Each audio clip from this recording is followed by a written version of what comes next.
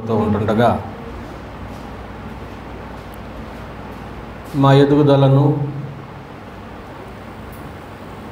తండ్రి మీరు కోరుతూ ఉన్నారు. మా అభివృద్ధి విస్తరించాలి, తద్వారా నిత్యము తండ్రి మీకు స్తుతియాగము చేయాలి. ఈ సంగతులన్నీ తండ్రి మాకు నేర్పిస్తూ బలపరుస్తున్నారు. స్తోత్రాలు.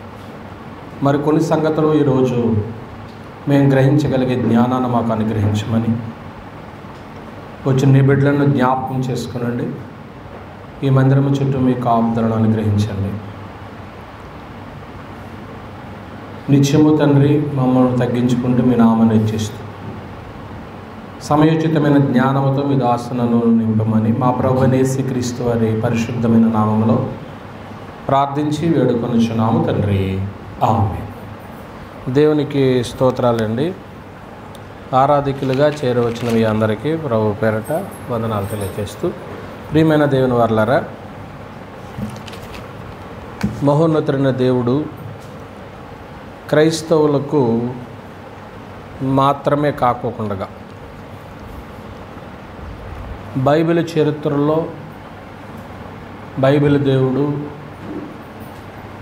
సర్వసృష్టికర్త, ఈ యొక్క 66 పుస్తకాల గ్రంథాన్ని మన చేతికి ఇచ్చినప్పుడు ఇందులో అనేక సంగతులు తెలుసుకుని వాటిని మనం నెరవేర్చి తండ్రి ఉన్న లోకానికి చేరుకోవాలనేది దేవుని యొక్క ఉద్దేశం. ఈరోజు మనము గ్రంథములో నుంచి దాతృత్వం యొక్క పరిమాణాన్ని, దాతృత్వం అనేటువంటి ధన్యతే, ఇచ్చుట అనేటువంటిది ధన్యతే, అయితే అది ఎంత ఇవ్వాలి, దాతృత్వాన్ని ఎంత చూపాలి అనేటువంటి దగ్గర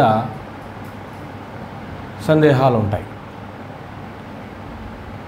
నేను కొంచెంగా ఇస్తున్నానా లేకపోతే ఎక్కువగా ఇస్తున్నానా, దీనివల్ల నేను ఏమన్నా నా అభివృద్ధి ఏమన్నా ఆగిపోతుందా, నా దీవెనలు ఎక్కడ ఆగిపోతున్నాయి, ఇవన్నీ కూడా మనకు సందేహాలు వస్తూ ఉంటాయి. దేవుడు ఎప్పుడు అన్యాయస్తుడు కాడు. ఆయన తన పిల్లలను ఎప్పుడూ కూడా సంతోషంతో నింపాలనే, మనుషుల హృదయాలను ఉల్లాసంతో నింపడానికి ఆయన సిద్ధంగానే ఉన్నాడు. అయితే ఏ సమయానికి ఏది ఇవ్వాలనేటువంటిది ఆయనకు తెలుసు కనుక అబ్రహాము గారికి పిలిచినప్పుడు లేట్ అయింది. క్రీస్తు ప్రభువు వారిని ఏదేనలో భూమి మీదకి పంపుతానన్నప్పుడు సుమారు 4000 సంవత్సరాలు పట్టింది. ఇలాగూ అన్ని 1000 సంవత్సరాలు దేవుడు ఆ రోజుల్లో ఉన్నాడు, వెయిట్ చేశాడు. ఈరోజు అంత సమయము మనకు లేదు, మనం భూమి మీద అంతకాలం ఉండం కనుక మనకి ఏదైతే అవసరమో అడగకముందే మన అక్కర ఎరిగినటువంటి వారు కనుక తప్పకుండా ఆయన ఇస్తారు.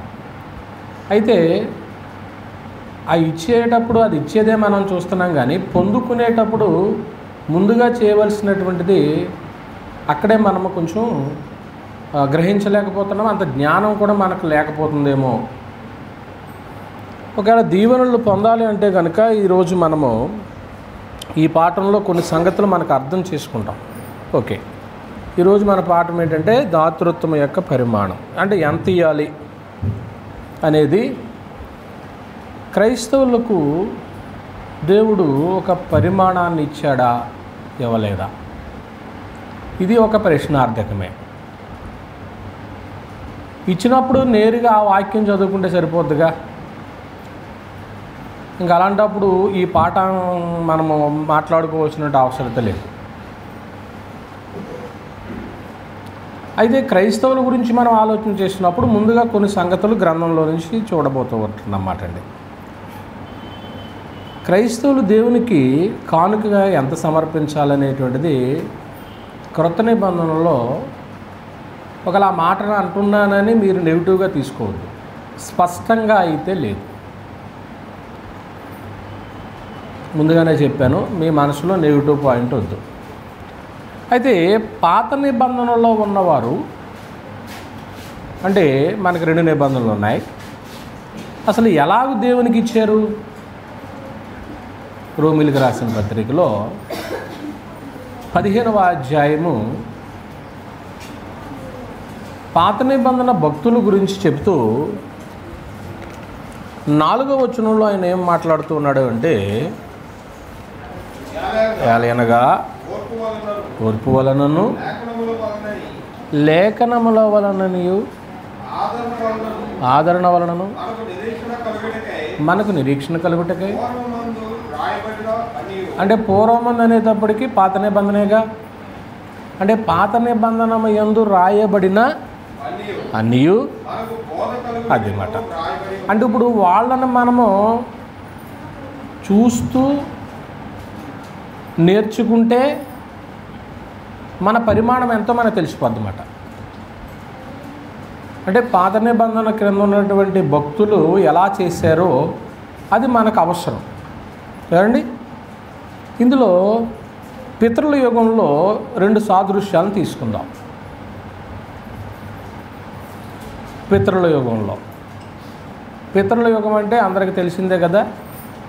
ఆదాము మొదలుకొని మోషే వరకు ఏమంటారు? పితరుల యుగం.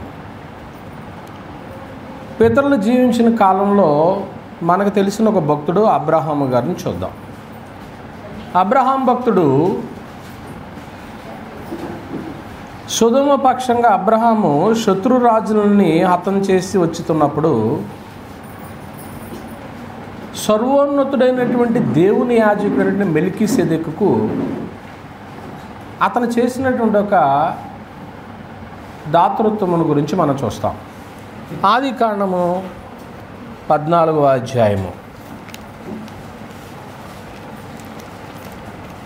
ఆదికాండము 14వ అధ్యాయము 20వ వచనంలో, నీ శత్రువులను నీ చేతికి అప్పగించిన సర్వోన్నతుడకు దేవుడు స్తుతింపబడును గాక అని చెప్పాను. అప్పుడు అతడు అన్నిటిలోనూ అతనికి ఏమిచ్చాడనుందే.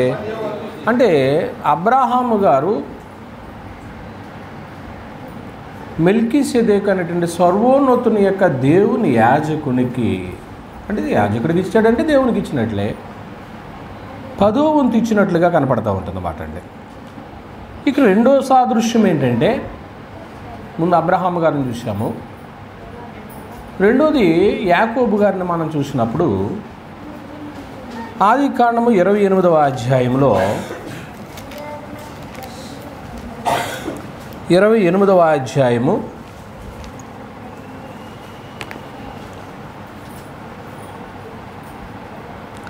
11 లేక 10, 11 కలిసి ఉన్నాయి. యాకోబు బెహెర్షెబా నుండి బయలుదేరి హారాను వైపు వెళ్ళొచ్చు ఒక చోట చేరి ప్రొద్దుగుంకినందున అక్కడ రాత్రి నిలిచిపోయి ఆ చోటి రాళ్ళలో ఒకటి తీసుకొని తనకు తలగడగా చేసుకుని అక్కడ పండుకొనెను. అప్పుడు అతడు ఒక కళ కన్నట్లుగా కనపడుతూ ఉంటుంది. ఆ సందర్భం అంతా మనకు తెలుసు. 16వ వచనం నుంచి చదువుతున్నాను. యాకోబు నిద్ర తెలిసి నిశ్చయముగా యెహోవా ఈ స్థలమందు ఉన్నాడు, అది నాకు తెలియకపోయింది, భయపడి భయంకరము కాదు అనుకున్నాడు. లేచి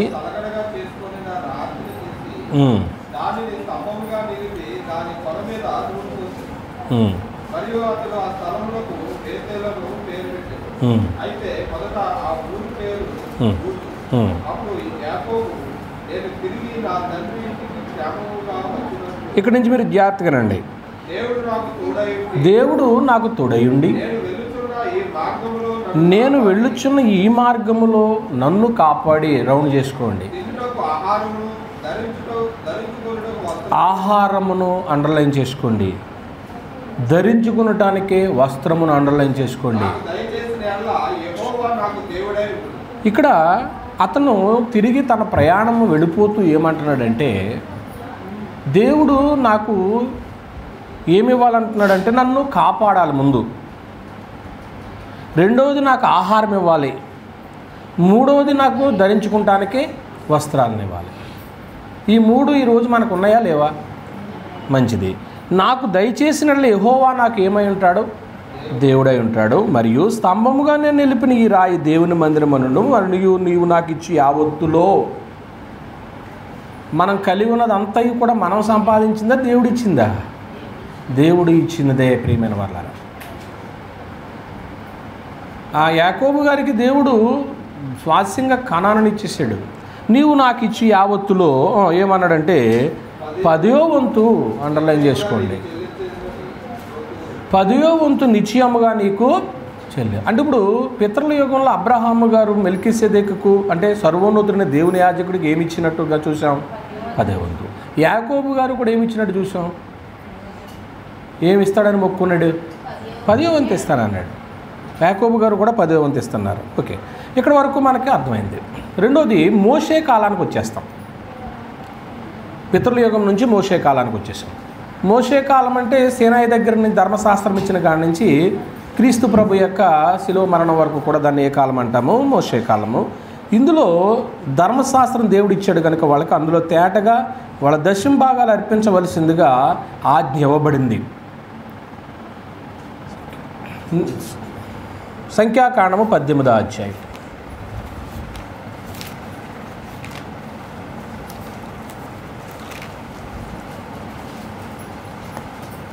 ఇరవై 21వ వచనం. ఇదిగో లేవీలు చేయు సేవకు అనగా ప్రత్యక్షపు గుడారము యొక్క సేవకు నేను ఇశ్రాయేలీల యొక్క దశమ భాగములన్నిటినీ అది మాట. అంటే ఇప్పుడు లేవీయులకు ఇశ్రాయేలీలందరూ కూడా ఏ భాగం తీసుకురావాలని చెప్పబడుతుందంటే దశమ భాగం తీసుకురావాలి. మోషే ధర్మశాస్త్ర కాలంలో ఒక రీజన్. ఇక రెండో రీజన్ ఏంటంటే ఇందులో మోషే కాలంలో దేవుడు ఇచ్చిన ధర్మశాస్త్రంలో మరొక సంఘటన తెలియచేయబడింది. రెండో కారణం చెప్తాడు ద్వితీయోపదేశకాండం 14వ అధ్యాయం. ఎందుకంటే దశమ భాగమే ఎందుకు ఇవ్వాలి? కొన్ని కారణాలు చెప్పాడు దేవుడు. 14వ అధ్యాయము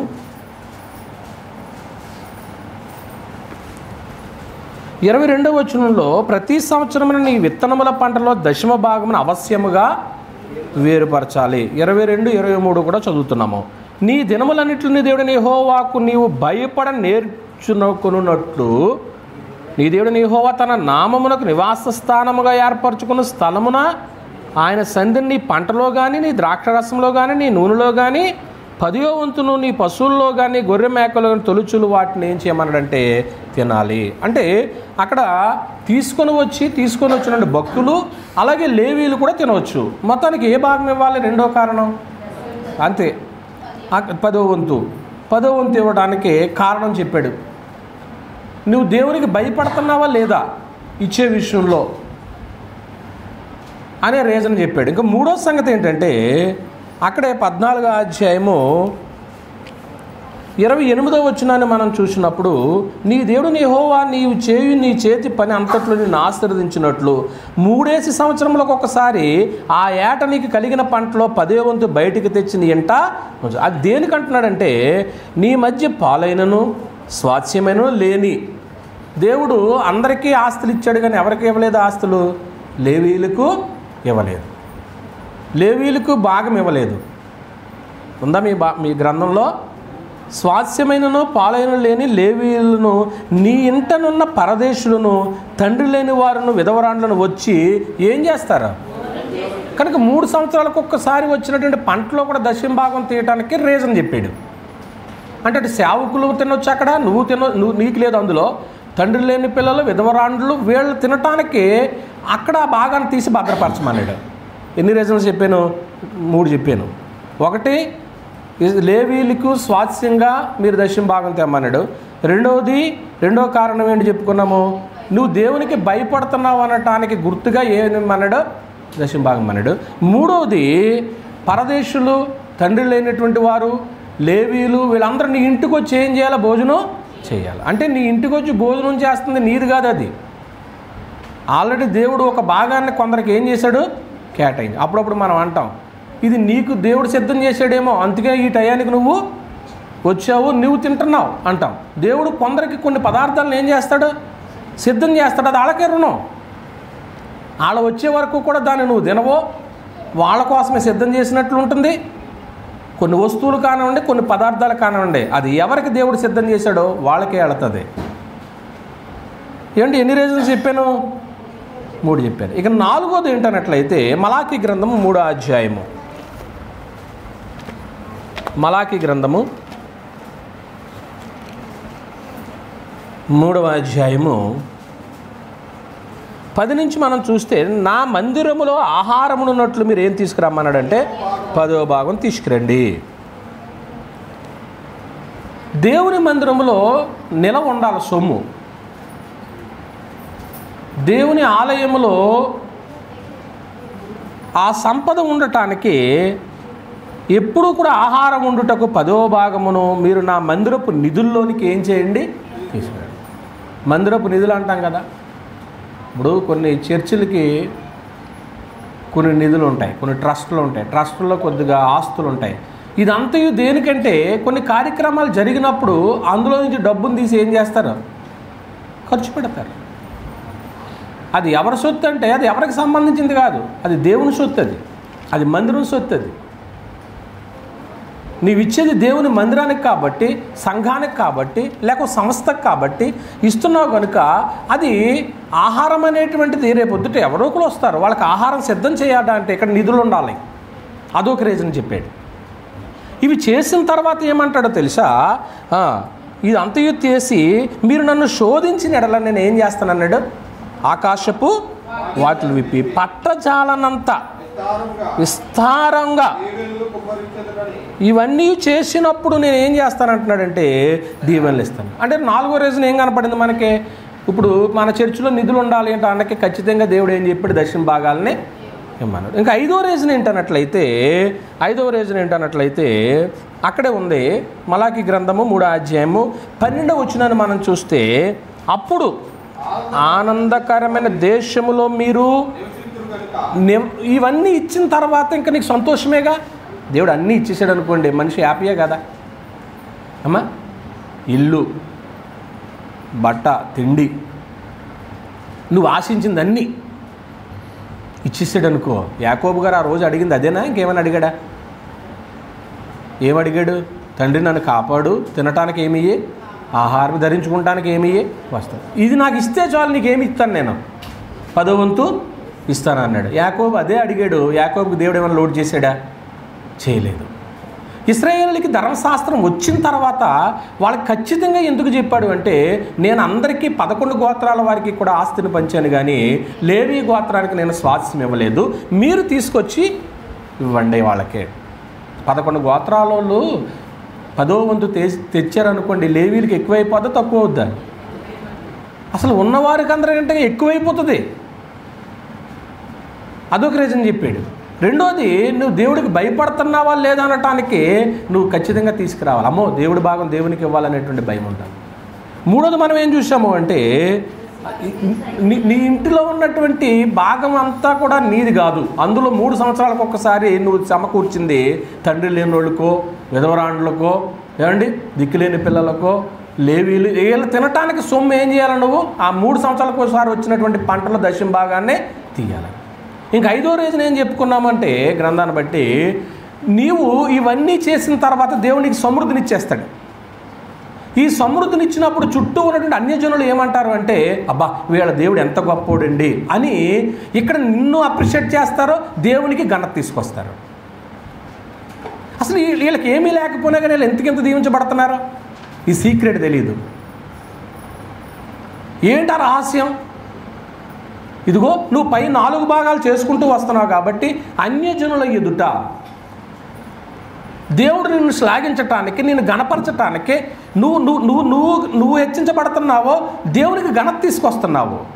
అదే కదా అక్కడ అన్నాడు, అన్యజనులందరూ మిమ్మును ధన్యులందురని సైన్యములకు అధిపతికి యెహోవా. చూసారా, అన్యజనులు అందరూ ఏమంటారట, అబ్బా ఎన్ని బ్లెస్సింగ్స్ వస్తున్నాయండి మీకు, ఎంత ధన్యులైపోతున్నారండి మీరు. ఇది వాళ్ళకి తెలుసా? తెలీదు. కానీ లోపల ఉన్న నీకు తెలుసు, దేవునిలో ఉన్నటువంటి ఎదుగుతున్న నీకు తెలుసు. అంటే నేను ఎలా దీవించబడతానని దేవుడు చెప్పాడో నేను అలా చేస్తున్నాను కాబట్టి నాకు ఈ దీవెనలు వస్తున్నాయని వాళ్ళని ప్రశ్నించినప్పుడు చెప్పగలవో, లేదంటే నీ అభివృద్ధిని చూసి నా అభివృద్ధిని చూసి దేవుడు గణపరచబడతాడనేటువంటి సంగతిని జ్ఞాపకం చేస్తూ ఉన్నాడన్నమాట అండి. ఏమండి, ఒకవేళ ఇప్పుడు నేను చెప్పినటువంటి ఈ 5 కారణాలు కూడా ఏమవుతుందిలే, దేవుని మాట మనం లెక్క పెట్టాలా ఏంటి? అని ఎవరైనా కానీ మానేస్తే, చేయకుండగా, అటువంటి వారి విషయంలో దేవుడు ఏమంటున్నాడో చూడండి. మలాకి గ్రంథము 3వ అధ్యాయము 8వ వచనంలో మనకు ఒక ముద్ర వేసేసాడు పేరుతో, మానవుడు. అది సంగతి. ఇవి చేయని వాళ్ళు దేవుని దగ్గర ఏం చేసిన వాళ్ళట? దొంగతనం చేసిన వాళ్ళట. దేవుని దగ్గర సీసీ కెమెరాలు ఉంటాయి ఉండవా? మరి మన దొంగతనం ఆయన చూస్తాడా చూడ్డా? చూస్తాడు. మనలో ఎవరైనా దొంగలు ఉన్నారా? లేరు కదా. ఒకవేళ ఉంటే ఎవరి కెమెరాకి చిక్కుతాం? దేవుని కెమెరాకి చిక్కుపోతాం. ఇప్పుడు ఇవి చేయని వాళ్ళు దేవుని దగ్గర ఏం చేసిన వారని చెప్పబడుతుంది? దొంగతనం చేసినటువంటి వారు అవుతారు అన్నమాట అండి. అంటే దొంగలతో సమానం అన్నమాట అండి. ఒకవేళ మానేస్తే దేవుని దగ్గర దొంగతనం. కనుక ప్రియమైన దేవుని వారలారా, మరో సంగతి ఏం జ్ఞాపకం చేయబడుతుందంటే, దేవుని యొక్క ప్రజలు వారి సమయాన్ని, వారి టాలెంట్ని, అంటే తలాంతుని అంటాడు, వీటిని దేవుని పనికి ఇవ్వాలని దేవుడు కోరుతూ ఉన్నాడు. చాలామంది టైం ఇవ్వరు. మాకు టైం లేదండి అంటారు. అసలు టైం ఇచ్చింది ఎవరో? ఆయనకేం టైం లేదంటే నీకు టైం లేకుండా చేస్తాడు. మన టైం అయిపోయిందంటే నడు అంటాడు. దేవుడు ప్రతి మనిషికి ఒక టైంని ఏర్పాటు చేశాడు. కాలములు, సమయములు తండ్రి తన స్వాధీనమందు ఉంచుకుంది. మరి మనమెవరము? ఏదో చేతికి గడియారం పెట్టుకుని టైం చూసుకుని 9ంటికి ఆరాధనకి వెళ్ళాలి, 8ంటికి వెళ్ళాలి, 10ంటికి వెళ్ళాలి అని అనుకుంటున్నాం. సరే, నువ్వు ఏ టైంలో అయినా ఒక 10 నిమిషాలు అటో లేకపోతే 10 నిమిషాలు ఇటో ఒక గంట వ్యవధిలోనూ మొత్తానికి దేవుని దగ్గరికి ఆరాధనకు వచ్చేస్తున్నావు. ఈ పూర్తిగా ఆరాధన చేయటానికి కానీ దేవుని కార్యక్రమాలు చేయటానికి కానీ నాకు టైం లేదని ఏనాడు అనొద్దు. నాకు టైం లేదనే మాట నువ్వు అనొద్దు. ఎందుకంటే టైం ఎవరివ్వాలా? ఇచ్చాడు కదా. ఎంత సమయం ఇచ్చాడండి మనకి. రెండోది టాలెంట్. చాలామందికి కొన్ని తలాంతుల్ని ఉపయోగించట్లేదు దేవుని దగ్గర. నీకే తలాంతు ఇవ్వబడింది అది నీకే తెలుసు, దేవునికి తెలుసు. ఆ తలాంతుని ఎందుకు నువ్వు దేవుని సందులో వాడట్లేదు? దేవుడిచ్చిన సమయాన్ని వాడవో, దేవుడిచ్చిన తలాంతును ఉపయోగించవో, నీకేదో ఒక పని వచ్చు. రాదని ఎవరు? ప్రతి మనిషికి కూడా దేవుడు ఒక తలాంతుని ఇచ్చాడండి, ఇచ్చే పంపించాడు. పాట బాగా పాడగలవా? ముందు వచ్చో పాట పాడు. పని బాగా చేయగలవా? పని చేయి. వాక్యం బాగా చదవగలవా? చదువు. సంఘములో అందరిలోనూ కూడా తలలో నాలుకలా ఉండగలవా? ఉండు. సంఘంలో ఫార్వర్డ్గా కార్యక్రమాలు చేస్తున్నావా? నీ తలాంతును భూమిలో దాచిపెట్టద్దు. భూమిలో దాచిపెట్టినోడు ఏమన్నాడు తెలుసా? సోమరివైన చెడ్డదోషుడా. ఇంకో సంగతి చెప్పాడు. ఆ ఒక్క తలాంతు ఉన్నవాడు భూమిలో దాచినప్పుడు యజమాని వచ్చి ఆ తలాంతును అతని దగ్గరని తీసుకుని 5 తలాంతులు కలిగిన వాడికి ఏం చేశాడు? ఇచ్చేసాడు. నీకున్నది కాస్త పోయి ఉన్నవాడికి పోద్ది. అది చూసుకో. అప్పుడు ఏడుతావు, ఆవిడని చూసి, అతను చూసి ఏడుతావు. ఏంటి, నాకు రావాల్సిన దీవెన ఈవిడికి వెళ్ళిపోయింది ఏంటి, నాకు రావాల్సిన దీవెన ఈయనకి వెళ్ళిపోయింది ఏంటి? నీకు తెలియదు. ఎందుకు సమయాన్ని దేవునికి ఇవ్వకూడదు? ఎందుకు తలాంతును దేవునికి వరకు ఉపయోగించకూడదు? నీ పిల్లలకు తలాంతు ఉంది, ఉపయోగించని ఈ దేవుని దగ్గర. నేను అప్పుడప్పుడు చూస్తాను, మందిరం తుడుస్తారు, చక్కగా చైర్స్ వేస్తారు, బరకాలు వేస్తారు. ఇది చిన్నది మన మందిరము. ఇదే కాదండి, ఎక్కడ మీటింగ్ అయినా, ఎక్కడ దేవుని కార్యక్రమం అయినా. మనం పెద్ద మీటింగ్ చేశారు, ఎంత పని చేశారు మీరు అందరు. దేవుడు విడిచిపెడతాడా? విడిచిపెట్టాడు. కొందరు పని చేయడానికి ఇష్టపడతారు, కొందరేమో పని చేయకుండా ఉండటానికి ఇష్టపడతారు. ఏమండి, ఓ రోజుని ఓ సోదరి అందరికీ కూడా డ్యూటీలు వేస్తుంది. వేసేటప్పుడు ఇందులో ఒక ఆవిడ అందే, మాకు మీద కమాండ్ చేయడమే కానీ నువ్వేమీ చేయవా అన్న. దేవుడు నన్ను చెప్పటానికే ఉంచాడు, నేను చేయను. పాపం లేదు ఆవిడ. ఏమండి, లేదు. నేను చెప్పడానికి సంఘానికి ప్రత్యేకంగా అటాచ్మెంట్ ఎవరికి ఉంటుందంటే సువార్థికుడికి, సువార్థికురాలకు ఉంటుంది. వాళ్ళు ఏదైతే నీకు కమాండ్ చేసి చెప్పారో దాని ప్రకారం నువ్వు నడవడం. సువార్థికుడు అంటే అర్థం ఏంటంటే, ఒక తోటలో పనిచేసేవాడు. ఒక తోటలో ఇగో ఈ మొక్క అన్నిటికంటే హెచ్చు పెరుగుతుంది, దాన్ని చక్కగా కట్ చేయాలి. ఇది ఈ చివర ఉండకూడదు, ఇది ఈ చెట్టు ఉపయోగం లేదు, తీసేయాలి. దీన్ని ఇక్కడ నాటాలి, దీన్ని ఇక్కడ నాటాలి. ఇది చేసే పని ఇది సువార్తికుడు. అండ్ చెప్తారన్నమాట అభివృద్ధిని ఇలా చేయాలి, ఇలా చేయాలి. అందువల్ల టాలెంట్, ఎవరికి ఏ టాలెంట్ ఉంది? ఒక్కొక్కరు పని చేస్తే చూడముచ్చటగా ఉంటుంది, ఒక్కొక్కరు మాట్లాడుతుంటే అసలు కూర్చున్న మనిషి ఏమవరు, లేవలేరు. ఏంటంటే అంత టాలెంట్ వీళ్ళకి, అది ఎవరికైనా ఉపయోగమా? గుర్తుపెట్టుకోండి, యెహోవాయందు భయభక్తులు కలిగిన వారు మాట్లాడుకునుచుండగా యెహోవా చెవియొగ్గి ఆలకించు. ఇద్దరు కలిసి మాట్లాడుకుంటున్నారనుకోండి, ఎవరు ఆలకిస్తారంట తెలుసా? నలుగురు కూర్చుని ఇక్కడ మాట్లాడుతున్నారు అనుకోండి, ఇదో మీటింగ్ అవుద్ది. ఇంకో నలుగురు కూర్చుని అక్కడ అదో మీటింగ్ అవుద్ది. అంటే అక్కడ దేవుడు వినడా, ఇక్కడ దేవుడు వినడా? ఏంటి ఈ గ్రూప్ డిస్కషన్, ఆ గ్రూప్ డిస్కషన్, దేని గురించి ఇదంతా దేవుని కార్యక్రమాలే. ప్రత్యేకంగా మటుకు మాట్లాడుకోకండి. ప్రత్యేకమైన మాట్లాడడానికి దానికి ఒక టైం పెట్టుకోండి. దేవుని కార్యక్రమాల విషయంలో మనం ఎలా చేస్తే బాగుంటుంది, అలా చేస్తే బాగుంటుంది, మంచిది. కనుక సమయాన్ని, తలాంతులను దేవుని కోసము ఇవ్వకపోతే దాని యొక్క పర్యవసానము ఖచ్చితంగా మనం భరించాలి. ఎలాగో చెప్తాను. హగ్గయి గ్రంథము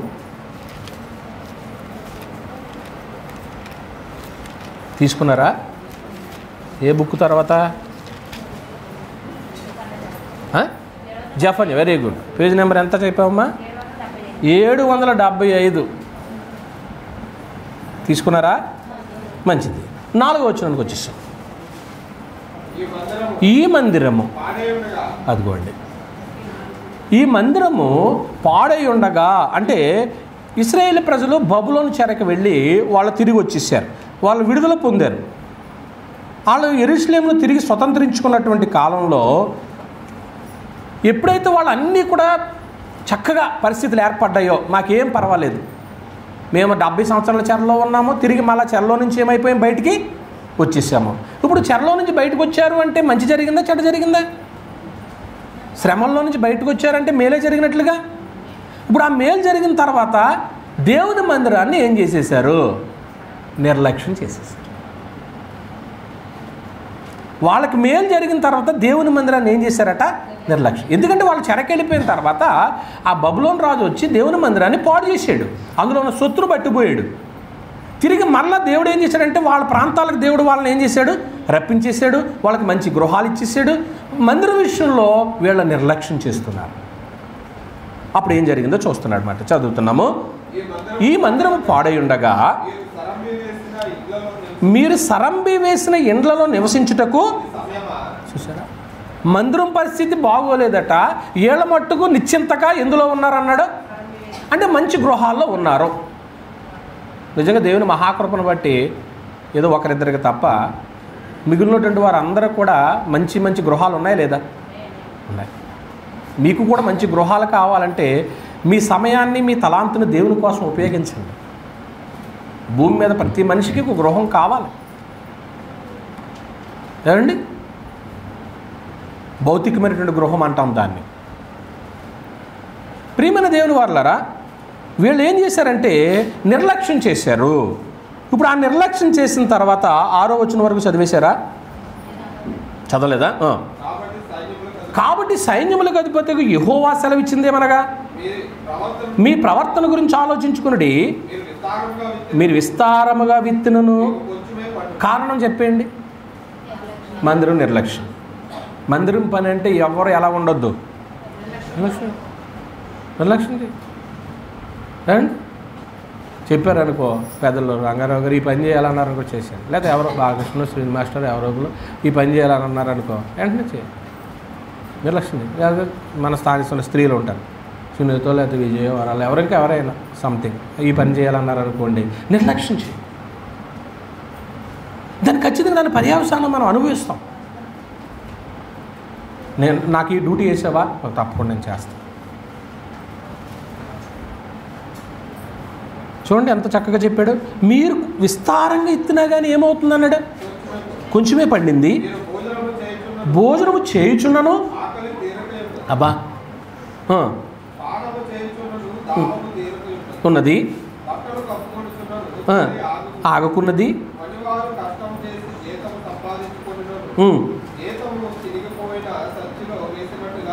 ఒక మాట అయితే జ్ఞాపకం చేసుకోండి, అది అండర్లైన్ చేసుకోండి రెడ్ పెన్తో. మన జీతం ఎందులో పడిపోయింది అన్నాడు. ఇంకెందుకు? మన జీతం అంతా సంపాదించిందల్లా కొందరు అంటారు, ఎంత సంపాదించినా కానీ ఎటుపోయి అటు వెళ్ళిపోతాం అంటే ఇప్పుడు దాని అర్థం ఏంటి? ఎందులో పోయింది చెప్పండి ఈ మాటను బట్టి. సంచి వేసావు కానీ కింద ఏముంది సంచికి? ఎవరు పెట్టారు జిల్లు? నువ్వు పైన వేసేస్తున్నావు, కింద నుంచి ఇలాగ వస్తున్నాయి, ఇలాగ వెళ్ళిపోతున్నాయి. ప్రియమైన దేవుని వారలారా, నిర్లక్ష్యం చేయొద్దు అంటున్నాడు. ఏమండి, అలా నిర్లక్ష్యం చేస్తే మనము చాలా ఇబ్బంది పడతాం. ఎక్కడ 9వ వచనం, 9 నుంచి చదవండి, 11 వరకు రావు. విస్తారముగా కావాలని మీరు ఎదురు చూచితురు కానీ కొంచెముగా పండిను ఇంటికి తేగా. అది ఎవరంట దాన్ని చెదరగొట్టేది? ఇప్పుడు మీరు తెస్తున్నారు కానీ దాన్ని చెదరగొట్టేది ఎవరో అంటే ఉండట్లేదండి. ఇది చాలా బాధ అండి, చాలా బాధ అండి. ఎందుచేతనని యెహోవా అడుగుచున్నాడు?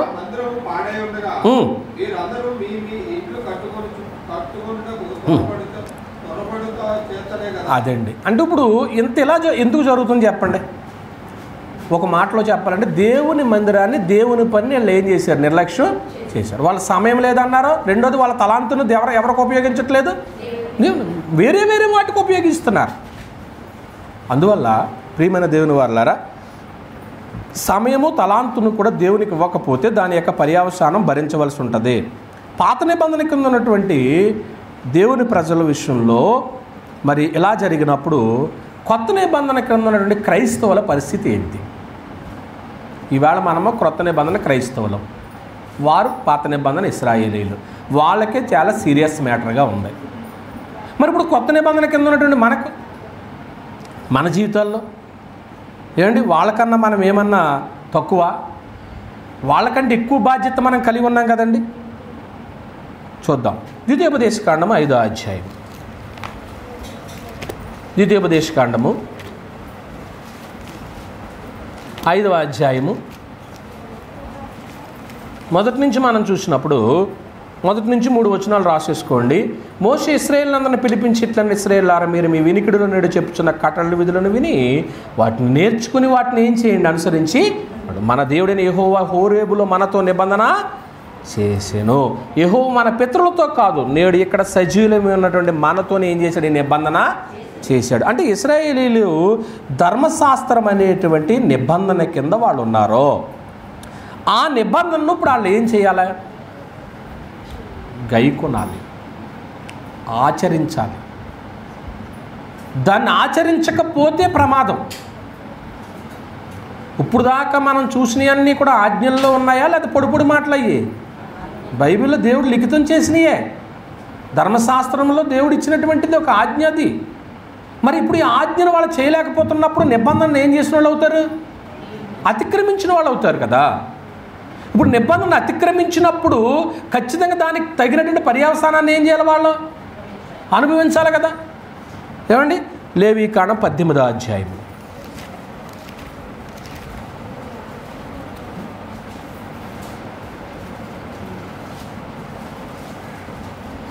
ఐదవ వచనం, మీరు నా కట్టడలను నా విధులను ఆచరింపవలెను. అదిగో గుర్తుపెట్టుకోండి, దాన్ని ఎవరైతే గైకుంటారో దానివల్ల ఏమవుతారు? బ్రతుకుతారు. అంటే ఇప్పుడు బ్రతకాలి అంటే కనుక వాళ్ళు ఖచ్చితంగా ధర్మశాస్త్రంలో రాయబడిన ఆజ్ఞలను వాళ్ళు ఏం చేయాలా? పాటించాలి. రాసుకోండి, గలతీ పత్రిక 3వ అధ్యాయం 12వ వచనం కూడా రాసుకోండి. అయితే ఇక్కడ విషయం ఏంటంటే, ఇప్పుడు ఎవరైతే ఈ ఆజ్ఞలను, ఈ ధర్మశాస్త్రాన్ని అతిక్రమిస్తారో, అతిక్రమించిన వాళ్ళందరూ ఏమవుతారు? దోషులు అవుతారు, పాపులు అవుతారు. ఆజ్ఞాతిక్రమమే పాపం కదా. మరి రాయబడిన చట్టాన్ని అతిక్రమించారు కదా, మరి అతిక్రమించినటువంటి వాళ్ళు దోషులు అవుతారు కదా. ఈ దోషుల్ని పరిహరించేటువంటి విధానం పాత నిబంధనలో ప్రజలు ఎదురు చూస్తున్నటువంటి రోజులయ్యి. మేము పాపం చేశాము, దేవుని ఆజ్ఞను అతిక్రమించాము, మేము చేయలేకపోయాం, నిజమే మా దైవజనుడు చెప్పాడు, మా ప్రవక్త చెప్పాడు, మా యొక్క యాజకుడు చెప్పాడు, మేము చేయలేకపోతున్నాము అని ఆజ్ఞ అతిక్రమించిన తర్వాత హృదయంలో మనస్సాక్షి వాళ్ళ మీద దోషారోపణ చేస్తుంది. ఇప్పుడు ఈ ప్రసంగం విన్నారు మీరు, విన్న తర్వాత ఇంటికి వెళ్ళిన తర్వాత ఏమనిపిస్తుంది? నిజంగా నీకు మనస్సాక్షి ఉంటే, నాకు మనస్సాక్షి ఉంటే, నిజంగా నేను ఇలా చేస్తేనే కదా దేవుడు ఏం చేస్తున్నాడు, నన్ను దీవిస్తానన్నాడు. నేను ఇది చేయలేకపోతున్నాను కాబట్టే దేవుడు దీవెనలు నేను పొందలేకపోతున్నాను అని నీకు మనస్సాక్షి అనేటువంటిది ఉన్నప్పుడు నీ మనస్సాక్షి దోషారోపణ చేస్తే, ఇశ్రాయేలులకు కూడా దోషారోపణ చేస్తుంది. చేసినప్పుడు ఏమనిపించిందంటే, నేను పాపం చేశాను కాబట్టి ఈ పాపమునకు లోనైపోయాను, దీని నుంచి నన్ను ఎవరు విడిపిస్తారని మొరపెడుతున్నారట. ఎందుకని?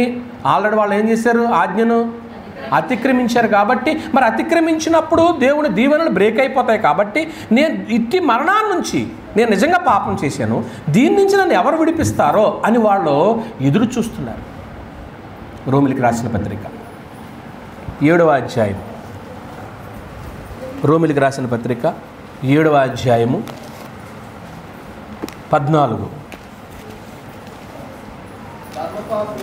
ధర్మశాస్త్రము ఆత్మ సంబంధమైనది ఎరుగుదుము, అయితే నేను పాపమునకు అమ్మబడి ఉన్నాను.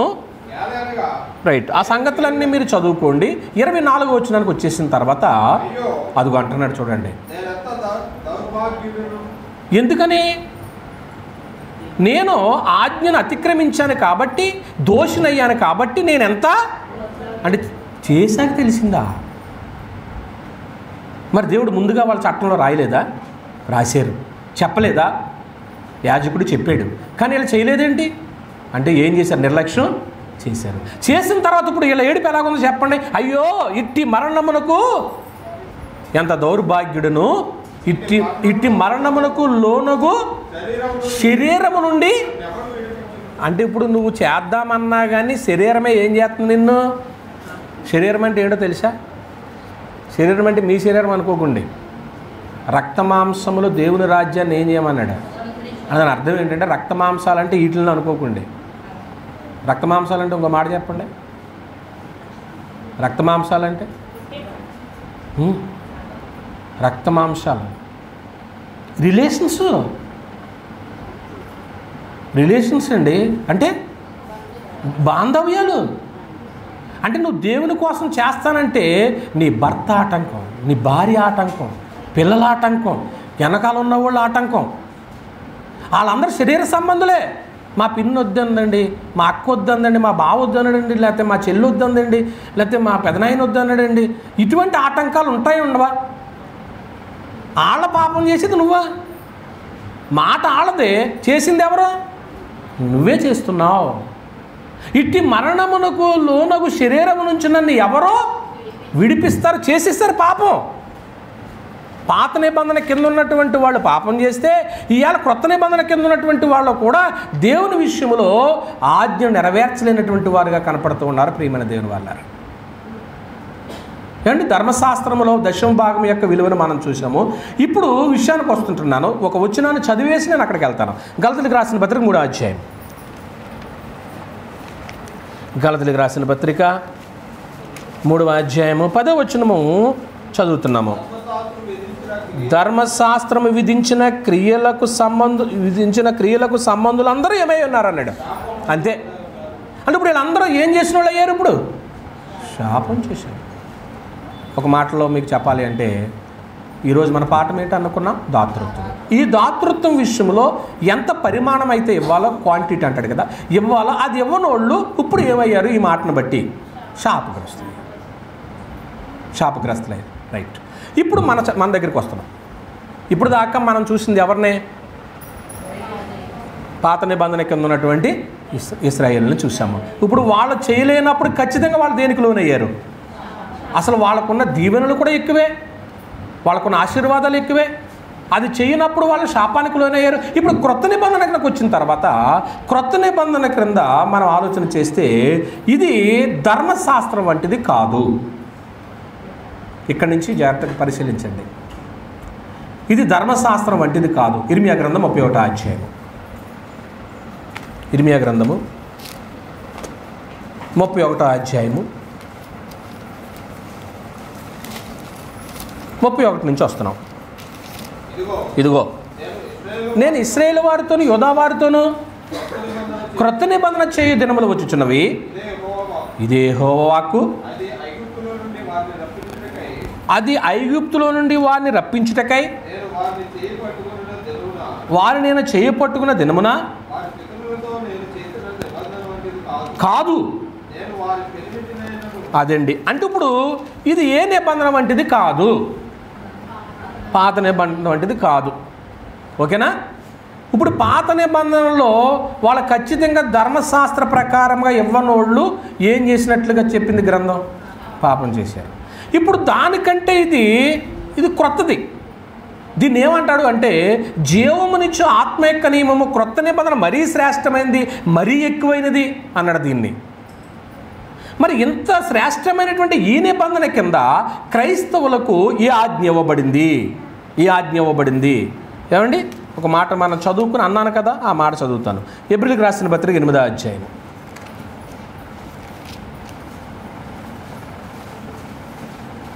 6వ వచనం. ఈయన అయితే ఇప్పుడు మరీ ఎక్కువైన, అండర్లైన్ చేయండి, మరీ ఎక్కువైన వాగ్దానాలను బట్టి నియమబడిన మరీ ఎక్కువైన, అండర్లైన్ చేయండి, నిబంధనకు మధ్యవర్తి ఉన్నాడు కనుక మరీ శ్రేష్టమైన సేవకత్వం పొంది ఉన్నాడు. అంటే ఇప్పుడు క్రొత్త నిబంధన మరీ ఎక్కువైన, మరీ శ్రేష్టమైన, ఏమండి, మరీ ఎక్కువైన, మరీ శ్రేష్టమైన, మరీ అంటే ఉన్న గతం దానికంటే ఇప్పుడు క్రొత్త నిబంధన ఎక్కువైంది. ఇప్పుడు వాళ్ళేమో అది చెయ్యలేక బాధపడుతూ మేము పాపం చేసాము అని అంటున్నారు. యేసుప్రభు వారు కూడా ఏమన్నారంటే ఈ లోకానికి వచ్చినప్పుడు ప్రయాసపడి భారం వస్తున్న సమస్త జనులారా మీకు క్రొత్త నిబంధన ఇస్తున్నాను రండి, అది మొయ్యలేనన్నారు కదా, ఇప్పుడు మిమ్మల్ని ఫ్రీ చేస్తాను రండి అన్నప్పుడు ఆనాటి ప్రజలు రాలేదు ప్రియమైన వారులారా. కనుక ఇప్పుడు మరీ శ్రేష్టమైందని మనకి గ్రంథాన్ని బట్టి మనకు అర్థమైంది. కాబట్టి ఇప్పుడు మనం ఏం చేయాలి అంటే శరీరాన్ని బట్టి యూదులైనటువంటి వాళ్ళకంటే క్రైస్తవులు మరీ ఎక్కువైనటువంటి కృపకు పాత్రులైన వాళ్ళు. అంటే ఇశ్రాయేలుల కంటే యూదుల కంటే క్రైస్తవులు ఎక్కువైనటువంటి దేవుని కృపను పొందుకున్నటువంటి వాళ్ళ మాట అండి. ఎందుకని అంటున్నానంటే ఆ మాట క్రైస్తవులకు క్రీస్తు చెప్పినటువంటి ఒక సంఘటన జ్ఞాపకం చేసుకుందాం. ఇక్కడ లూకాసు వార్త 7వ అధ్యాయం.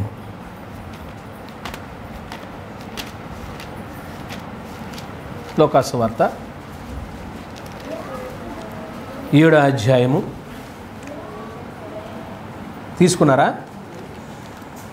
36వ వచనం నుంచి ఒక సంఘటన కనపడుతూ ఉంది. ఏంటంటే అక్కడ యేసు ప్రభు వారిని పరిసయ్యుల్లో ఒక అతను దేనికి పిలిచాడు? భోజనానికి పిలిచాడు. ఇక్కడ భోజనానికి పిలిచినప్పుడు ఆ ఊరిలో భోజనానికి పిలిచినప్పుడు ఒక ఆవిడ తెలుసుకుని యేసుప్రభు వచ్చాడని ఆ ఇంటికి వచ్చిందట. అంతేనా సంఘటన? వచ్చింది. వస్తూ ఏం చేసింది? అత్తర తీసుకొచ్చింది. అత్తర తీసుకుని వచ్చింది. ఇప్పుడు ఈవిడ అత్తర తీసుకుని వచ్చి ఏం చేసింది? అక్కడ ఇంటికి వెళ్ళిన తర్వాత మీరు ఆ భాగం అంతా చూసినట్లయితే ఆ అత్తర బుడ్డిని పగులకు పెట్టి పాదాలకు పూసింది. అసలు పాలస్తీనాలో యూదుల యొక్క సాంప్రదాయం ఏంటంటే ఇంటికి వచ్చినటువంటి అతిథికి ఆ రోజుల్లో ఈ దారులన్నీ కూడా డస్ట్తో ఉండేవి కాబట్టి వచ్చిన గెస్ట్కి ఖచ్చితంగా ఏం చేసేవారు? కాళ్ళు కడుక్కోవడానికి నీళ్ళు ఇచ్చేవారు. ఈయన కనీసం ఏమి ఇవ్వలేదు, నీళ్ళు. తర్వాత లోపలికి వచ్చిన తర్వాత ఇప్పటికి కూడా అరబ్ దేశాల్లో జరుగుతాయి అనుకుంటున్నాను. వాళ్ళకి నేను అంత గౌరవిస్తున్నాను అనటానికి వాళ్ళ నెత్తి మీద ఏం పోస్తారో? సెంటు పోస్తారు. అంటే అభిషేకం చేసినట్టు. ఈ రెండు ఎవరు చేయలేదు? పిలిచినటువంటి పరిసయ్యుడు చేయలేదు. పరిసయ్యుడికి వాక్యం తెలిసే తెలియదా? ధర్మశాస్త్రం తెలిసే తెలియదా? తెలుసు. తెలిసిన వ్యక్తి చేయలేదు. ఎందుకు చేయలేదు అనుకోవాలి? మనకేం ఆలోచన వస్తుంది అంటే యేసు ప్రభువును తప్పు పట్టడానికి ఏమైనా ఇంటికి పిలిచాడా? మరి పిలిచిన వ్యక్తికి గౌరవం చేయాలి కదా. మరి గౌరవం చేయలేదంటే సరే. ఎప్పుడైతే ఇతను చేయలేదో ఈవిడేం చేసిందంటే, నిజంగా నా క్యారెక్టర్ ఎటువంటిది, ఊళ్ళోనే ఆవిడ పేరు ఏం పేరు అంటే పేరే పెట్టేశారు. కొన్ని పేర్లు అలా ఉండిపోతాయి వాళ్ళు చేసిన వృత్తిని బట్టి. సరే, మొత్తానికి ఈవిడ పాపం చేసింది. ఈమె కనీసం నెత్తి మీద పోయటానికి కూడా అర్హత లేదని అనుకుని ఎక్కడ పోసింది? కాళ్ళ దగ్గర పోసింది. ఈ లోపల ఈ పరిసైడు ఏమనుకుంటున్నాడు, ఏంటి ఇతను నిజంగా ప్రవక్త అయితే ఈవిడి పాపి కదా, ఈవిడ చేసినటువంటి పనిని ఇతను ఏం చేయాలా, ఆటంక పెట్టాలా, పాపుల దగ్గరికి రానివ్వకూడదు కదా అని లోపల అనుకుంటున్నాడు. కానీ పరిసైడికి ఒక ఉపమానం చెప్పాడు యేసుప్రభు వారు. ఏమన్నాడు? ఒక ఆయనకి ఉందా, అది ఎక్కడైనా ఎన్నో వచనం, అది 41. అప్పుడు యేసు అప్పు ఇచ్చు ఒకనికి ఇద్దరు, వారిలో ఒకడు 500 దేనారములను మరి ఒకడు 50 దేనారములను ఇచ్చింది. ఆ అప్పు తీర్చుటకు వారి అది ఏమీ లేకపోయినా కనుక అతడు వారిద్దరిని ఏం చేశాడు? కాబట్టి వీరిలో ఎవడు అతను ఎక్కువగా ప్రేమించునో చెప్పి. అబ్బా, ఒక ఆయనకి 500 అంట, ఒక ఆయనకి 50, అంతేనండి.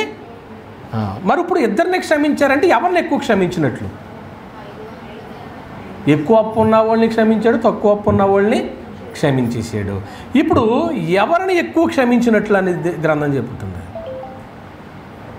ఎక్కువ అప్పు ఉన్నటువంటి వ్యక్తిని ఇవాళని అప్పు కొట్టేసాను అన్నాడు, అంతే. ఎన్ని దేనారాలట?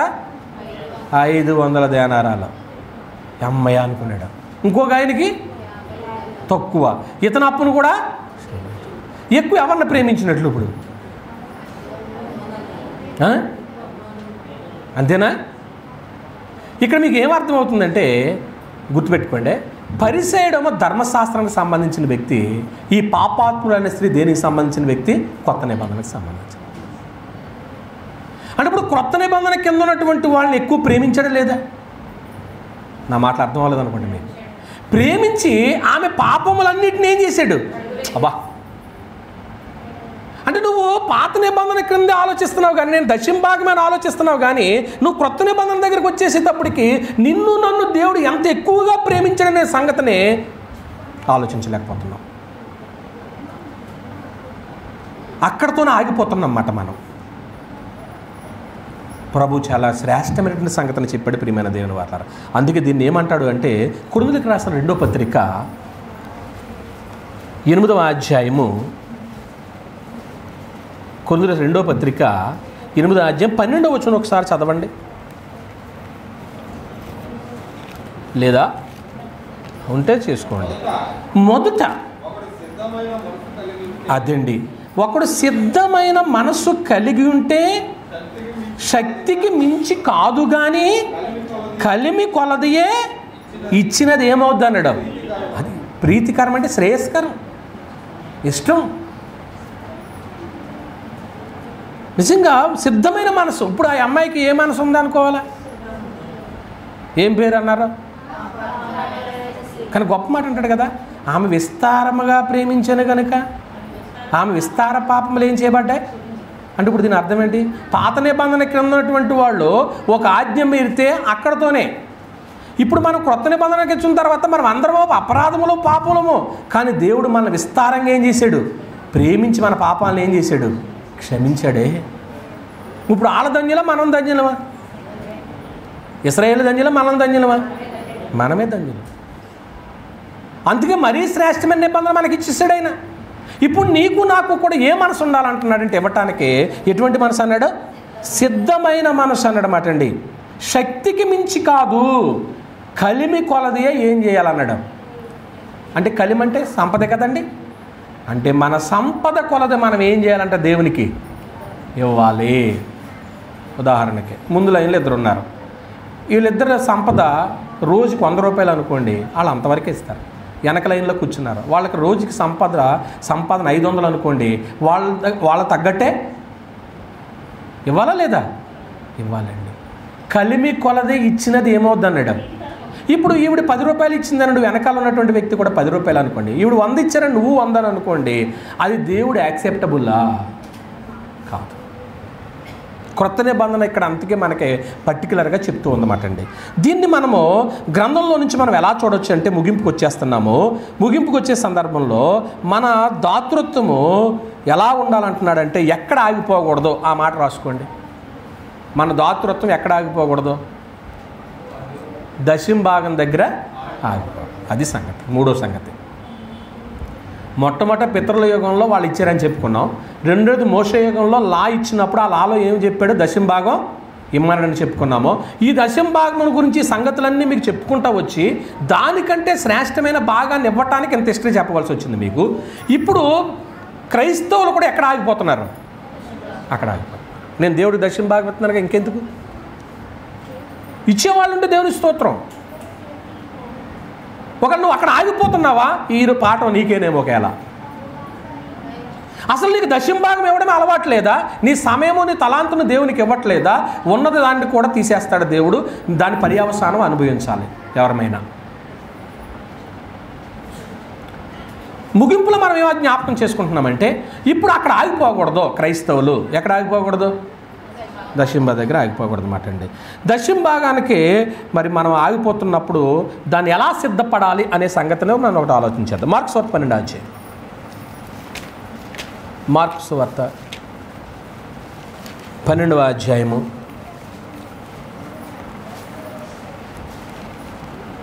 41వ వచనం. ఆయన కానుక పెట్టి ఎదుట కూర్చుండి జనసమూహము ఆ కానుక పెట్టెలో డబ్బులు వేయట చూచుండు. ధనవంతులైన వారు అనేకులు అందులో విశేషముగా సొమ్ము వేయుచుండిరి.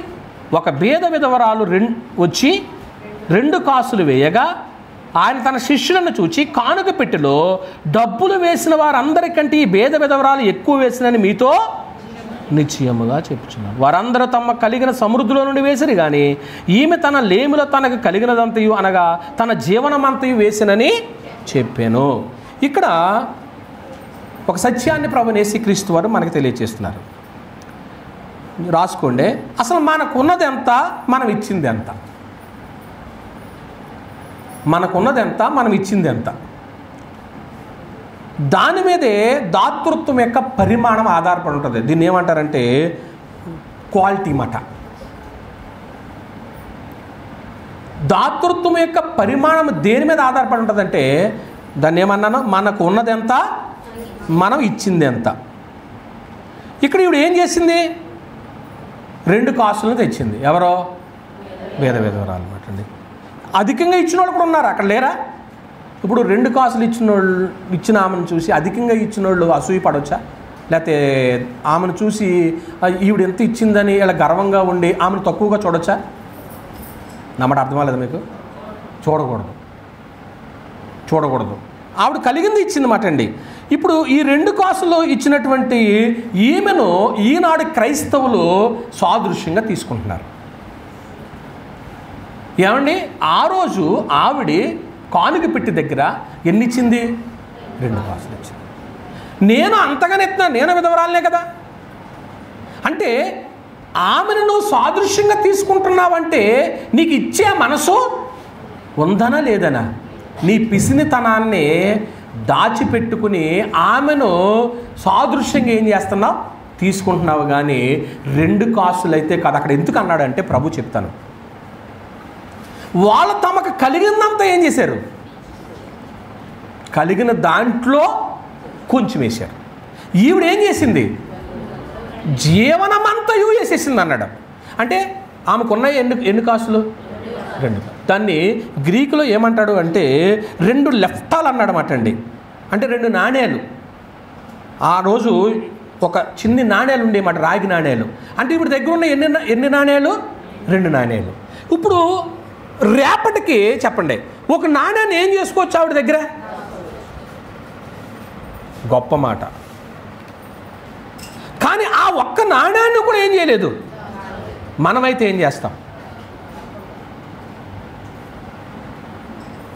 ఇంకా రేపు భవిష్యత్తు ఏంటి, నాకు రేపు ఏంటి నా పరిస్థితి, ఇంకా నాకు ఉన్నా లేకపోయినా ఏమవుద్ది దేవుడి కంటే ఇంకేంటి? ఇక దాచుకోలేదు ఆవిడ, జీవనం అంతా వేసేస్తుంది అన్నాడు అంతే ప్రభు. ఇంకో మాట కూడా చెప్పాలి. నిన్న మేము ఎక్కడికో కానీ ప్రయాణం వెళ్ళి వస్తూ షాప్కి వెళ్తూ మార్ట్కి మేము కొనుక్కున్నాం కదండి, ఏదో కొన్నారు ఆశ్రమం గారు. కొనిన తర్వాత మీకు ఏదో పాయింట్లు అవి కొలిస్తే అంటారు కదా మార్ట్లలో.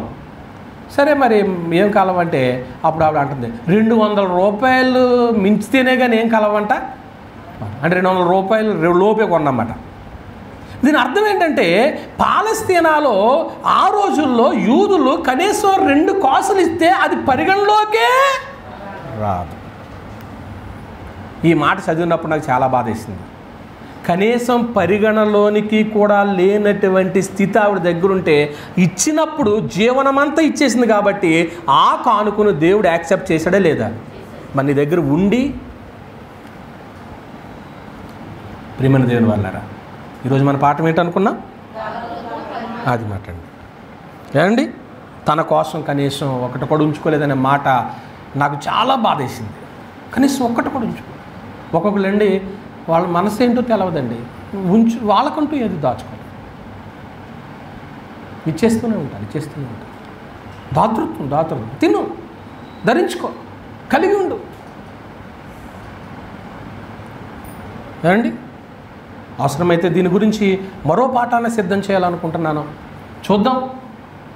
ముగింపులో మనం ఏం చెప్పుకోవాలనుకుంటున్నామంటే క్రైస్తవ దాతృత్వం అనేటువంటిది పరలోకమందు అక్షయమైనటువంటి ధనాన్ని సమకూర్చుకున్నటకు ఒక గొప్ప సాధనం. ఇది చెప్పకోకుండా ఈ పాఠాన్ని నేను ముగించకూడదు. క్రైస్తవ దాతృత్వం అనేది ఎక్కడ దాచుకుంటానికే గొప్ప సాధనము తెలుసా? పరలోకంలో అక్షయమైన ధనం. అంటే ఇది క్షయము కాని ధనం. ఇక్కడ తీసినటువంటి ఈ ధనమంతా ఈ ప్రకృతి నుంచి వచ్చినాయి కాబట్టి ఇది ఒక రోజు ఇవి ఎలాగో అంతమైపోతుంది. కానీ పరలోకపు ధనము అది అక్షయమైనది కాబట్టి అక్కడ సంపాదించుకుంటానికి ఈ అక్షయమైన ధనాన్ని సంపాదించుకోవాలంటే క్రైస్తవులకి ఏది ఉండాలి? ఈరోజు పాఠాన్ని బట్టి దాతృత్వం ఉండాలన్నమాట అండి. దీన్ని ఎలాగ నేను ముగించాలనుకుంటున్నానంటే విందాం ఒకసారి. ఒక రోజుని మనందరికీ కూడా ఇంచుమించు బ్యాంక్ అకౌంట్లో ఉండుంటాయి. ఈ అకౌంట్ క్లోజ్ చేస్తుందట. ఒక వ్యక్తి అకౌంట్ క్లోజ్ చేయడానికి వెళ్ళాడట. అప్పుడు ఆ బ్యాంకులో ఉన్నటువంటి క్యాషియర్ అన్నాడట ఏమండి మా బ్యాంకు ఇది చిన్ని మొత్తాలకే మేము అసలు లెక్క చేయము, ఇది పెద్ద మొత్తాల మీద ఉంటేనే ఇందులో భద్రపరుస్తాము. మీరు ఉన్నటువంటి అకౌంట్ని ఏం చేస్తున్నారు? క్లోజ్ చేసేస్తున్నారో, మళ్ళీ ఇందులో అకౌంట్ ఓపెన్ చేయాలంటే చాలా కష్టము, కనుక మీరు ఎందుకు దీన్ని క్లోజ్ చేస్తున్నారో అన్నాడట. అంటే ఒక్కొక్క బ్యాంకులో ఒక్కొక్క అకౌంట్ ఓపెన్ చేయాలి అంటే ఇదివరకైతే ఒక 50-100తోనూ ఓపెన్ అయిపోయేది. ఇప్పుడు కొంచెం ఎక్కువ పెట్టాలి. ఇప్పుడు కరెంట్ అకౌంట్ ఓపెన్ చేయాలనుకుంటే ఎక్కువ పెట్టాలి. ఇంకా కొన్ని అకౌంట్స్ ఉంటాయి, అట్లా ఎక్కువ ఖర్చు పెట్టాలి. ఇప్పుడు ఇది హెవెన్లీ బ్యాంక్, ఇది పరలోక బ్యాంక్. ఇప్పుడు ఈ పరలోకంలో ఉన్నటువంటి ఈ యూనివర్సల్ బ్యాంక్ ఈ బ్యాంకులన్నింటికంటే పెద్దదా కదా? అంటే ఇప్పుడు ఎంత పెద్ద బ్యాంకుకి ఎంత మొత్తంతో అకౌంట్ ఓపెన్ అవుద్ది? వాళ్ళ బ్యాంకులోనేమో ఎక్కువ మొత్తం అయితేనే ఏం చేస్తున్నాడు? అకౌంట్ ఓపెన్ అవుతుంది అని చెప్తున్నాడు. మరి ఇప్పుడు ఈ పరలోకపు బ్యాంకులో అకౌంట్ ఓపెన్ చేయాలంటే ఇది ఎంతటితో స్టార్టింగ్, ఎంతటితో ఇది ఓపెన్ అవుతుంది? ఇది ఆ బ్యాంకు యూనివర్సల్గా పరలోకంలో ఉంది. మరి దాని బ్రాంచ్లే నేను అకౌంట్ ఓపెన్ చేసుకోవాలని ఉంది, నాకు ఉంది, మీకు ఉంది. మరి ఆ బ్యాంక్ ఏది? ఆ బ్యాంకు పరలోకంలో ఉంటే దాని బ్రాంచులు భూమి అంతటా ఉన్నాయి. ఆ బ్రాంచ్లే చెప్పండి క్రీస్తు ప్రభు యొక్క సంఘం. ఇక్కడ లేదా? మన ఊర్లో లేదా బ్రాంచ్? వేరే బ్రాంచ్కి వెళ్ళకుండా ఆ బ్యాంకుని మీరు నమ్మకండి. నా పాయింట్ అర్థమైందో లేదు మీకు? ఆ బ్యాంక్ ఎత్తేస్తారు ఎప్పటికైనా. ఆ బ్యాంక్ నమ్మకం ఉండదు. ఈ బ్యాంకే మీకు నమ్మకం. ఈ బ్యాంక్ నమ్మకం ఉంది కాబట్టి రంగారావు గారు తన ప్రాపర్టీని ఇచ్చేసాడు ఈ బ్యాంక్కి. మీరు కూడా ఏదైనా ప్రాపర్టీ ఉంటే ఈ బ్యాంకులో పడేయండి. ఈ బ్యాంక్ ఇది పర్మనెంట్ బ్యాంక్, ఇది హెవెన్లీ బ్యాంక్. ఇది గొప్ప నిధి ఉంటుంది, ఎక్కడికే పోదు ఈ నిధి ఎప్పుడు జీవితాంతం. నా తర్వాత, మా అబ్బాయి తర్వాత, మా మనవడ తర్వాత, ఏమంటే మీరున్నా, మేము లేకున్నా, పిల్లలున్నా లేకపోయినా ఈ నిధులు ఇలాగే ఉంటూనే ఈ ట్రస్ట్ ఇక్కడ ఉంటూనే ఉంటుంది. ఎన్నో కార్యక్రమాలు జరుగుతాయి ఇక్కడ. భవిష్యత్తులో దేవుడు మన పిల్లల్ని ఆశీర్వదించాలి. వ్యాపారాలు కానీ, ఉద్యోగాలు కానీ, ఏమండి ఎన్నో ఎన్నో సంగతులు జరుగుతూ ఉంటాయండి. చెప్పలేం దేవుడు ఏ మార్గం నుంచి ఏ ద్వారం తెరుస్తాడో ఎవరికి తెలియదు ప్రియమైన వాళ్ళారా. ఏమండి ఇప్పుడు ఈ బ్యాంక్ అని నమ్మకం ఉందా లేదా ముందా చెప్పండి. ఇది ఎత్తేసి బ్యాంక్, ఇది పర్మనెంట్ బ్యాంకా? అబ్బో, ఈ బ్యాంకులో అకౌంట్ ఎంతటితో ఓపెన్ అవుద్ది ఇక్కడ చూద్దాం. మత్తయి 10వ అధ్యాయం, మత్తయి 10వ అధ్యాయం, మత్తయి 10వ అధ్యాయము 42 చదవండి. మరియు శిష్యుడని ఎవరు ఈ చిన్నవారిలో ఒకనికి గిన్నెడు, రైట్, అంటే దీనికి అకౌంట్ ఎంతటితో ఓపెన్ అవుద్ది? గిన్నెడు చన్నీళ్ళతో ఓపెన్ అయిపోద్ది ఇక్కడ ఈ బ్యాంకులో. ఈ బ్యాంకు గొప్పదా కదా? అయితే అకౌంట్ ఓపెన్ చేసుకున్నావు, మంచిదే. మరి ఈరోజు దాతృత్వం యొక్క పరిమాణము ఎంత అని అనుకుంటున్నారు ప్రియమైన వాళ్ళారా? మనం ఎక్కడ ఆగిపోకూడదని చెప్పుకున్నాం? అక్కడ ఆగిపోతున్నావా? ఇప్పుడు దాన్ని ఏం చేయమన్నాడంటే కొంచెం అప్డేట్ అయ్యి దానికి దాటు. దేనికి దాటు? దశమ భాగానికి ఏమవ్వాలి? ఇంకొక అడుగు ముందుకు వేయాలి. గలతీలకు రాసిన పత్రిక 3 రెఫరెన్స్లు ఉన్నాయి, చదువుకుని ప్రార్థన చేసుకుంటాం. గలతీలకు రాసిన పత్రిక 6వ అధ్యాయము, గలతీలకు రాసిన పత్రిక 6వ అధ్యాయము 7 నుంచి. మోసపోకుడి, దేవుడు విక్రింపబడ్డాడు.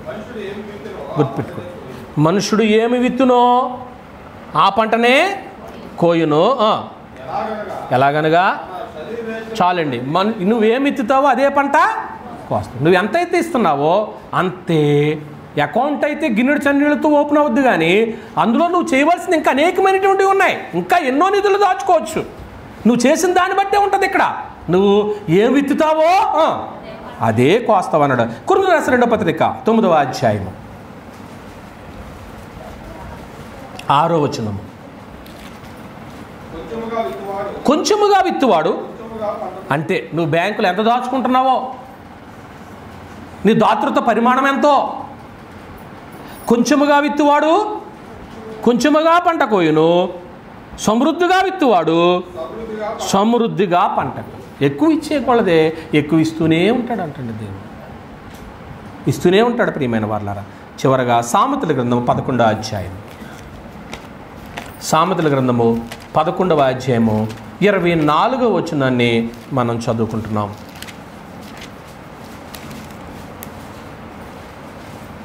వెదజల్లి అభివృద్ధి పొందువారు కలరు, తగిన దానికన్నా తక్కువ ఇచ్చి. చూసారా, వెదజల్లి ఏం చేస్తున్నారంట? ఇచ్చే కొలది. దాని అర్థం ఏంటండి? వెదజల్లే కొలది ఏముందన్నాడు? అభివృద్ధి. దేవునికి ఇచ్చే కొలది అభివృద్ధి. ఒకళ్ళు లేకపోయినా కానీ పెడుతూనే ఉంటారు, లేకపోయినా కానీ ఇస్తూనే ఉంటారు. తగిన దానికన్నా చెప్పండి అక్కడ ఉన్నమాట. ఆల్రెడీ వాళ్ళకి సామర్థ్యం ఉన్నా కానీ ఏం చేయరు. పాఠం అందరికీ కూడా బాధగా ఉందండి. పాఠం అర్థమైంది లేదా చెప్పండి. పోనీ అర్థమైంది కదా? మరి అక్కడ ఉన్న మాటే మీ బైబిల్ చూస్తున్నారు కానీ అడుగుతుంటే చెప్పట్లేదేంటి? తగిన దానికన్నా 11:24 తగిన దానికన్నా తక్కువ ఇచ్చి దేనికి వచ్చేస్తున్నారు అంటే ఔదార్యం గలవారు ఎలా ఉంటారో పుష్టిగా ఉంటారు. ఔదార్యం కలిగిన వాళ్ళు పుష్టిగా ఉంటారట. నీళ్లు పోయి వారికి నీళ్ళు ఏం చేయబడతాయి? ధాన్యము బిగబట్టు వారిని జనులు ఏం చేస్తారు? శపించి. నువ్వు బిగబట్టేసావనుకో నేనే శపించేస్తాను. ఇప్పుడు ఎంతసేపు బిగబట్టేస్తుందే, గుప్పుల్ని ఏం చేయట్లేదు, ఏర్పడలేదు అన్నా. నేను యాజకుని కాదా? నేను సేవకుని కాదా? నేను దేవుని ప్రతినిధిని కాదా? వాక్యం నేర్పొద్దా? సత్యాన్ని నేర్పొద్దా? నీవు అభివృద్ధి ఆగిపోకూడదని చెప్పే మాట అది. నేను ఏదో నువ్వు ఇవ్వకపోతే మరొకరు దేవుడు తడతాడు, అది వేరే సమాచారం. కానీ నీకు వచ్చే దీవెన ఆగిపోకూడదు. ఇందాక మనం చెప్పుకున్నామే, మన అభివృద్ధిని చూసి అన్యజనులు నిన్ను అప్రిషియేట్ చేయాలి, దేవుణ్ణి ఏం చేయాలా? ఘనపరచాలి. ఏంటండి వీళ్ళు ఎలాగ అభివృద్ధి అయిపోతున్నారు? ఏముందండి వీళ్ళకి అసలు? ఏమీ లేకపోయినా కానీ నువ్వు చేసే క్రియలు కనపడుతున్నాయి. అది సమాజానికి కనపడకపోవచ్చు, దేవుని దగ్గర కనపడుతున్నాయన్నమాట అండి. ధాన్యం బిగబొట్టి వాడిని జనులు ఏం చేస్తారంటండి, దాన్ని అమ్మవారి తల మీదకి ఏం వస్తానడ దేవుడు. రైట్, ఒకవేళ నువ్వు తగిన రేటుకు అమ్ముకుంటావు, దానికి దీవెనలు, అది వ్యాపారం గురించి చెప్పాడు. కనుక ప్రియమైన దేవుని వారలారా, ఈరోజు నా పాఠాన్ని ముగిస్తున్నాను. దాతృత్వం యొక్క పరిమాణం గురించి మనం ఏం నేర్చుకున్నామంటే, దాతృత్వం అనేటువంటిది ఇవ్వడం ధన్యతే. పూర్వం అబ్రహాం గారు ఇచ్చారు, అలాగే 2 సాదృశ్యాలు తీసుకొచ్చాను. రెండోది ఎవరు ఇచ్చారండి, యాకోబు గారు ఇచ్చారు. తర్వాత ధర్మశాస్త్ర కాలంలో 5 రీజన్స్ చెప్పాను. వీటిని చేయకపోతే కనుక ఏమండి, మన సమయాన్ని తలాంతని ఇవ్వకపోతే ఖచ్చితంగా దాని పర్యవసానాన్ని ఏం చేయాలి, అనుభవించాలి. వాళ్ళు ఏం చేశారు తెలుసా, మంచి ఇల్లు కట్టుకున్నారు కానీ మందిరాన్ని ఏం చేయలేదు, నిర్లక్ష్యం చేశారు. మాకు టైం లేదు అనుకున్నారు, ఇంకా టైం ఉందలే అనుకున్నారు, కానీ వాళ్ళు సరంబి వేసిన ఇంట్లో నివసిస్తున్నారు. దేవుడు దాన్ని ఒప్పుకోలేదు. కానీ కొత్త నిబంధన వచ్చిన తర్వాత మనమే జ్ఞాపకం చేసుకున్నామంటే, వాళ్ళ శాపానికి లోనయ్యారు, ఏడుతున్నారు, మేము నిజంగా పాపం చేసాము, మమ్మల్ని ఎవరు విడిపిస్తారని ఎదురు చూస్తున్న రోజుల్లో ఎవరు వచ్చారు, దేవుడు ఎవరిని పంపించాడు, ప్రభు అయినా అంటే క్రొత్త నిబంధన చేస్తానన్నాడు. ఆ నిబంధన కిందకు వచ్చిన తర్వాత మనం ఎక్కడ ఆగిపోకూడదని చెప్పుకున్నాం. కొత్త నిబంధన కింద ఉన్నటువంటి వారు పాత నిబంధన కంటే శ్రేష్టమైన ప్రజలని చెప్పాను, పాత నిబంధన కంటే శ్రేష్టమైన నిబంధన చెప్పాను. ఈ నిబంధన కింద వచ్చినటువంటి వాళ్ళు ఎక్కడి దగ్గర ఆగిపోకూడదు, దశమ భాగం దగ్గర. దానికంటే మనం పరిమితిని పెంచుకుని నాకున్నది ఇంతే అని అనుకోకుండా నీ స్థాయిని బట్టి దేవుడు ఇదిగో ఆమెను అసరాగా తీసుకోకండి, ఎవరిని భేదా, ఆమె జీవనం అంతా వేసింది, మనమేమో కొంచెం ఉంచుకుని ఏం చేస్తున్నాం, ఇస్తున్నాము. దాచుకోవద్దని నేను అనట్లేదు, నీ పరిమాణం పెంచు. ఇక్కడ ఈ అకౌంటు ఇదే బ్యాంక్ అని చెప్పాను ముగింపులో, పరలోక బ్యాంక్. దీని బ్రాంచ్లు ఎక్కడ ఉన్నాయి, మా ఊర్లో కూడా ఉందానండి. మీ ఊరు ఏ ఊరు, మీ ఊర్లో పరలోక బ్యాంక్ యొక్క బ్రాంచ్ ఉందా, ఏంటి ఆ బ్రాంచ్ పేరు, ఇందులో అకౌంట్ ఉందా మీకు, ఇది ఎంతటితో ఓపెన్ చేస్తారు ఈ అకౌంట్, రైట్, మొట్టమొదటి టీ కప్తో ఓపెన్ చేసింది సునీత అకౌంట్. ఆ అకౌంట్ ఎలా పెరుగుతూనే ఉంది. మీరు దేంతో ఓపెన్ చేశారో నాకు తెలియదు, మీరు కూడా దాతృత్వం పెంచుకున్నారు, మంచిదే, అకౌంట్ పెరిగింది. ఇప్పుడు చివరిలో ఏం చెప్పాము అంటే, దాన్ని ఏమన్నాడు, మనుషుడు ఏం విత్తునో ఆ పంటనే కోయను. ముగింపులు ఏం చెప్పుకున్నామంటే, కొంచెముగా విత్తువాడు కొంచెం. ఇందులో నువ్వు ఎంత దాచుకుంటున్నావో నాకు తెలియదు. ఇది పరలోకం అక్షయమైనటువంటి ధనం కోసం మాట అండి. దాతృత్వ పరిమాణాన్ని పెంచుకోండి, దేవుడు మిమ్మల్ని దీవించునుగాక. ఈ మాటలు ఇచ్చిన తర్వాత ముగిస్తున్నాం. మీ అందరికీ వందనాలు. కళ్ళు మూసుకొని ప్రార్థన చేసుకుందాం. మమ్మల్ని మిక్కిలిగా ప్రేమించిన మా తండ్రి నీకు స్తోత్రాలు నాయన. క్రైస్తవ దాతృత్వమును గురించి గ్రంథములో చక్కగా మీరు వ్రాయించి, దాతృత్వము ధన్యతే, కానీ పితరుల కాడి నుంచి వారు ఎలా చేశారో మాకు బోధ కలగటానికే వాళ్ళను తెలుసుకుంటూ నూతన నిబంధన క్రైస్తవులుగా మా పరిమాణం ఎంత పెంచుకోవాలి అనే సంగతి మాకు నేర్పించారు. నీరు కట్టి ఫలింపచేయండి, ఆలోచింపచేయండి. పరలోకపు బ్యాంకుకి బ్రాంచులుగా ఉన్నటువంటి క్రీస్తు ప్రభు యొక్క రాజ్యములో తమ అకౌంట్ను ఓపెన్ చేసుకుని వారి ఆస్తులను పెంచుకుంటున్నారు. ఇక్కడ ఇంకనూ తండ్రి వారి పరిమాణమును పెంచుకుని అభివృద్ధి పొందే భాగ్యాన్ని దయచేయండి. మిగతా మేలుకరంగా మార్చండి. మా ప్రభువైన యేసు క్రీస్తు వారి పేరటి ప్రార్థన అడుగుచున్నాం తండ్రి, ఆమేన్. అందరికీ వందనాలు.